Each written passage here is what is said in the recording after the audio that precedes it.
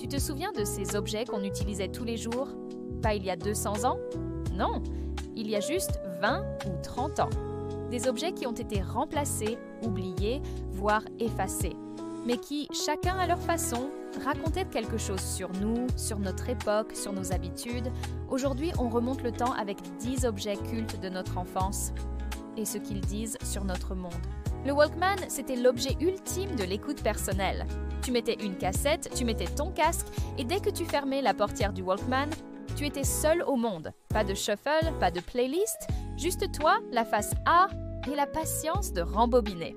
Le Walkman, c'était la première fois qu'on choisissait ce qu'on voulait entendre. Une forme d'indépendance. Le Minitel, c'était Google avant Google. Tu te connectais via une ligne téléphonique avec ce bruit de modem qu'on n'oubliera jamais. Tu pouvais chercher des infos, consulter ton horoscope, même chatter. Mais surtout, c'était lent, volontairement lent. Le Minitel nous obligeait à patienter, à découvrir l'information page par page. Une consommation moins frénétique, le T9, c'était tout un art. Avant le clavier tactile, on tapait des SMS avec 9 touches. 3 lettres par bouton, t'appuyais 3 fois sur le 7 pour faire un S. Ça obligeait à être concis, à choisir ses mots, à penser ses messages. C'était un exercice de style, une lenteur créative. Le Tamagotchi, c'était notre premier animal de compagnie numérique. Un œuf pixelisé qui demandait de l'attention, de l'amour, du temps. Tu devais le nourrir, le laver, jouer avec lui, le soigner. C'était une première expérience de responsabilité numérique. Et aussi une première addiction. Si tu l'oubliais, il mourait. Les cabines téléphoniques, c'était l'époque où tu étais joignable seulement si tu le voulais. On avait des numéros en tête, on planifiait réellement les rendez-vous. Pas de GPS, pas de « je t'appelle quand je suis en bas ». La cabine était un point fixe, une encre. Aujourd'hui, tout est mouvant. Le lecteur VHS, c'était tout un rituel.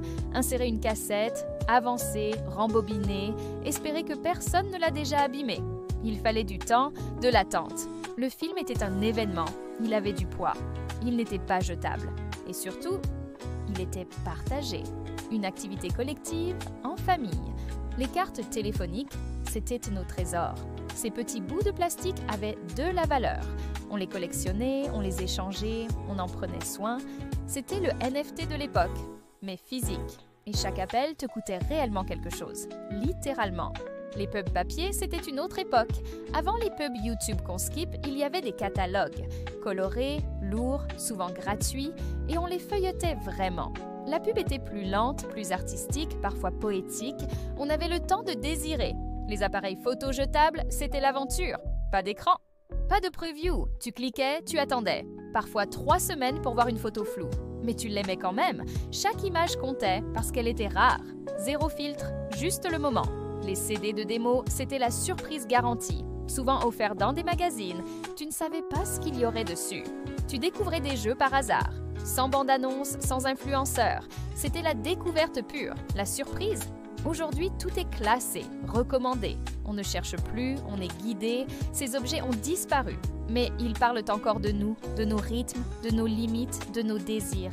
Et si on prenait le temps de les écouter pour mieux comprendre ce qu'on est devenu? Si cette vidéo t'a fait voyager dans le temps, n'hésite pas à t'abonner à Flashbacks. On se retrouve bientôt pour d'autres souvenirs qui racontent notre histoire.